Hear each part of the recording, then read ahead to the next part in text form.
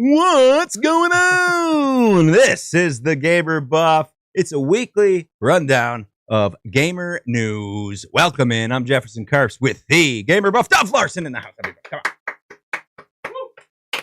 I thought we'd... Okay. Let's try that again. Good enough. With the Gamer Buff Dove Larson in the house, everybody. Come on. There we go. All right. Hey, Pocketpair and Surgeon Studio coming up. They're in the news. What's going on, Dove?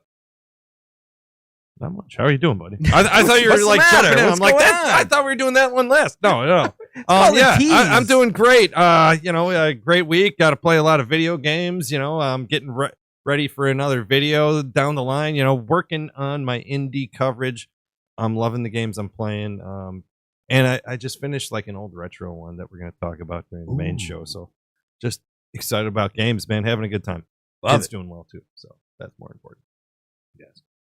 I'm good. Thank you for asking. Yeah, honestly, I have problems. Yeah, well, listen, I'm awkward and gangly, and but I smell terrific. So listen, let's hit the news. Dove, let's begin with one of GameSpot's top 10 games of 2024. The indie monster, Balatro. Yeah, man, it's amazing. They're hitting the news because they just eclipsed 5 million copies sold after it was just the first week in December. That's a little over 6-7 weeks ago. They were at 3.5 million copies sold. This is not including the Apple Store or anything like that yet, so that could be much higher. So, I mean, honestly, this is incredible. I mean, I'm floored by how a small studio can take a game and get this much recognition and all the awards, all the accolades that they're collecting, and that's got to be a big reason why they're getting such big sales numbers here, is because of all that recognition from all the game awards at the end of the year and stuff like that. They're just reining it in, and rightfully so, man. Like, just they're doing a heck of a job. I am loving Balatro, dude. And you can pick up this game for like $14.99. Yeah, man. It's a cheap game. You're not investing $70 or $80 or anything like that, and it's available on like anything. Like all the major consoles, PC. You can get it on your phone, tablet. Like, it's all over the place. It's really addictive. It's really easy to figure out. It's fun. If you can play poker, you'll fucking love this game. So it's just incredible how big it's taken off, man. Yeah, there's no slowing down this indie monster, Balatro. And as we said, it's very, very affordable. You know what's not affordable? The future of video games. All right? Tariffs are likely on the way. Dove, what does this mean for, video games and video game prices? Like, how much trouble are we in here? I mean, politics aside, the tariffs could really hurt the physical copy of video games. And that's analysts on both sides of the fence looking at this. We just released one of the PlayStation Pro. I believe it's discless, and thank goodness for that, because the disc medium is going to go up through the roof with these tariffs. We get most of our games coming through Mexico, and that's where we're going to get hit with the tariffs. We're talking 25 to 40% markup on the physical copy of games. And down the line, we know the digital is going to be bumping up. We see that GTA 6, they're just flat out saying it's going to be at least $100 to buy this game. Triple digits. I'm going to pay. I'm not going to lie and complain about it. They've put a lot of development into this. I'm going to play that game. It's going to be amazing. But I think the next move is, with these tariffs, they're going to test the waters with how much people are willing to pay for some of these physical copies of discs. And that's going to start to be, like the new normal. It's going to slowly catch up with the digital version. They're just going to justify it with, the same BS that corporate will always do. And, we're going to be paying $80 to $100 per game pretty soon. I mean, like, 80 is reasonable. They put a lot more into games. The inflation's gone up since it's been $70. That's one thing, but I'm talking over 100, over 120 for some of these big games. We're already seeing it with the deluxe versions of some games. It's just, man, it's getting to be an expensive habit unless you love indie games. Well, yeah, and it's not just. First of all, congratulations on discless. That was smooth and amazing, and only 2 people in the room chuckled when you said something was discless. Oh man, I can't believe anyone. Jim thought you were talking about him for a minute, but that's another story for another day. Now listen. So it's ruined his end of the show joke. He's price, so dejected right yeah, now. He really is. You can still go with it. This price increase, it's not just going to affect physical copies, which may be going the way of Caribou. It's, I mean, digital too. Everything's going to go up. Right, exactly. It's just going to be one before the other. They're going to justify it with the tariffs, and then after that, they're just going to catch up. Like, we're not having all of our games developed and published in the United States, so those tariffs are going to hit gamers regardless of what you play. You're gonna see some increases, and once someone who doesn't get that increase sees that people are willing to pay that increased price, they're going to increase their prices too. So unfortunately, it's not looking great for gamers in the short term, at least. Hopefully we get this figured out and prices level out. Yeah, I mean, a lot of gamers don't work. You know, there's gamers and there's functioning gamers. If you're not a functioning game, well, either way, what you got to do now is look for the deal. Look for the sales. Absolutely. If there's a super Steam sale, if you got to grab these deals hit those now. Winter sales, whatever you can, stock up when you can, because it might get really sweaty. Yeah, just be prepared. And for the record, we are functioning gamers. We have careers. Yeah, you are. I got jobs. You have a job. Got a job. Hey, Dove. Yo. Let's talk about Pocketpair. Let's do it. All right. Pocketpair, this is the, PAL World developer, Pocketpair. They're getting into the publishing game. What do you think about that? What do you think about that, Dove?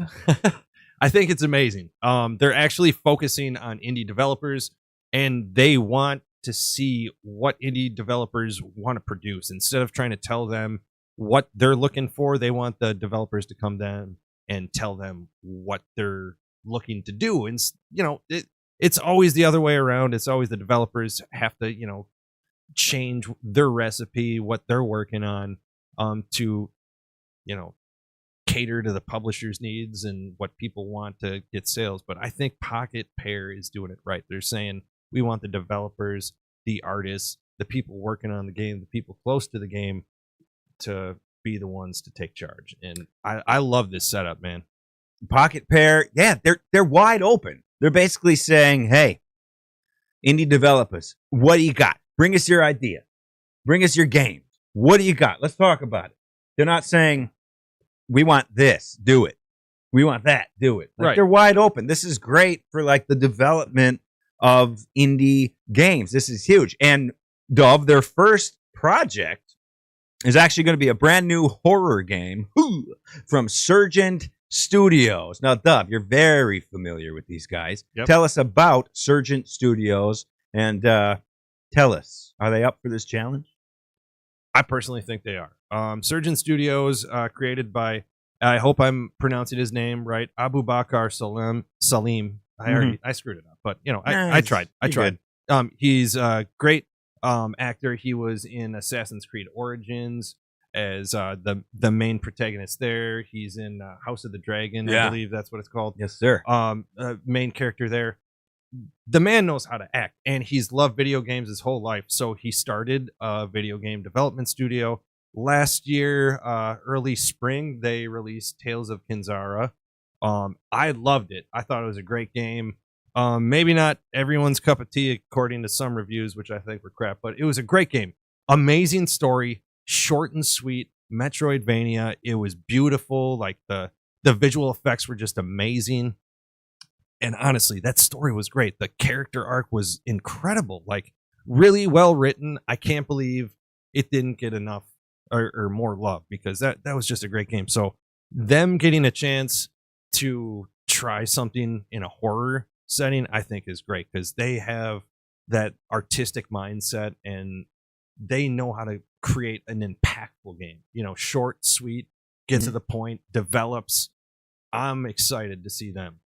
Yeah, and this new horror game that they're working on, there's no title even, there's no release date. I mean, there's something in the works, but it has nothing to do with the Tales of Kenzera universe. Nope. But they did say that doesn't mean that they're done with that universe. They're still working on that stuff too, which is cool. I'm hoping. You like this game? It had pretty decent reviews. It didn't sell. No, was the only thing, and there's a number of reasons that could be. But here's the thing: they made a quick, fun, really awesome Metroidvania game, and they can do it again. Absolutely, and they're going to do it for Pocketpair, a new publisher. Yeah, this is a great setup. They're letting the developers do what they do, and I'm excited to see how they go, man. Yeah, and they're looking for indie games. And if you're looking for indie games, out right now, it's Dove's Review, Indie Gems of 2024. It's a great video. It's going to open your eyes to some awesome indie games from this past year. Go watch the video. And also, there's an early access review, Hyper Lightbreaker Indie Spotlight. It's Dove's Digital Deep Dive. It's Dove's Indie Spotlight at Two Hats and a Beard. Speaking of Two Hats and a Beard, Jim Adams from Two Hats and a Beard. Get your ass in here, fella. Hello. Clean up the show. What do we miss? At one point, I chased the cat out of the studio. That was You did fun. it really slyly, though. Nobody noticed. I don't Hey, think. can you tell me something? Yeah. Judge Harvey Whalen is in the house. Is he asleep? He awake? He's alive. No, he's alive. He's alive. Okay, I thought I heard some heavy conscious. No. breathing over there. Get worried. He's just, taking it all in. And Okay, absorbing it. all Yeah, right. No, he's good. He's a big gamer. Harvey and I, back in the day, man, we went hard at Tecmo Super Bowl. Yeah. We went hard at Chrysalis. We could never find the ripple. We had to find that ripple. But- We could never do it, right? We failed. We gave up. At one point, I was aware of the ripple, but it was never to be rediscovered. Well, yeah, it was bad, and that was like poor man Zelda for us. It was great. Yeah, it was great, but the ripple,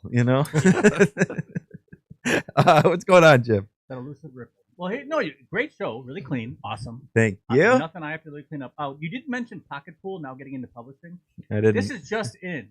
First couple of titles. This is Never said Terms of Endearment and Ferris Bueller's Jerk Off. So I think I'm really excited about this. It's about time they got into publishing. And, Yeah. No, other than that, great. Right, and now everybody's picturing Matthew Broderick spanking it, and that's not good. That's why, yeah. Welcome to my Friday night. It's not good for anybody. No. He's a clean-cut individual. What? Matthew. Boyish charm. Yeah, no, Yeah.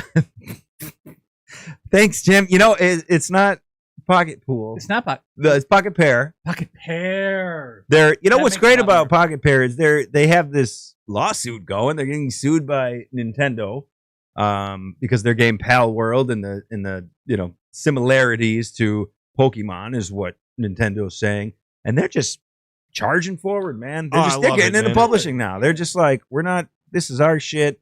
Nintendo has nothing on us. We're gonna keep going here with what we do. Absolutely. It's great. They're going to keep growing. They're going to keep thumbing their nose at Nintendo, and I love it, man. Let's go with indie developers. Let's see how creative we can get with some of these great games. All right. Once again, Indie Gems of 2024. Go watch it, man. Go watch it and pick up some new games. And, of course, Hyper Light Breaker. It's early access. Dove's got the Indie Spotlight for you. Hyper Light Breaker at Two Hats and a Beard. He's the gamer buff. He's Dove Larson. Like, share, subscribe for more content. Dove's Digital Deep Dive, the Indie Spotlight, the Gamer Buff Podcast at Two Hats and a Beard. Thank you guys for hanging out with us. We appreciate you. We'll do it again in a week. Hey, fellas, game on! Game on! 5. It's just that you look like a smelly 4. individual. 3. You look like a really stinky man. But you You also should, should have yeah. went with some video game titles for your porns. Like Zelda, Link to the Ass, or one of my more recent games, 9 Holes.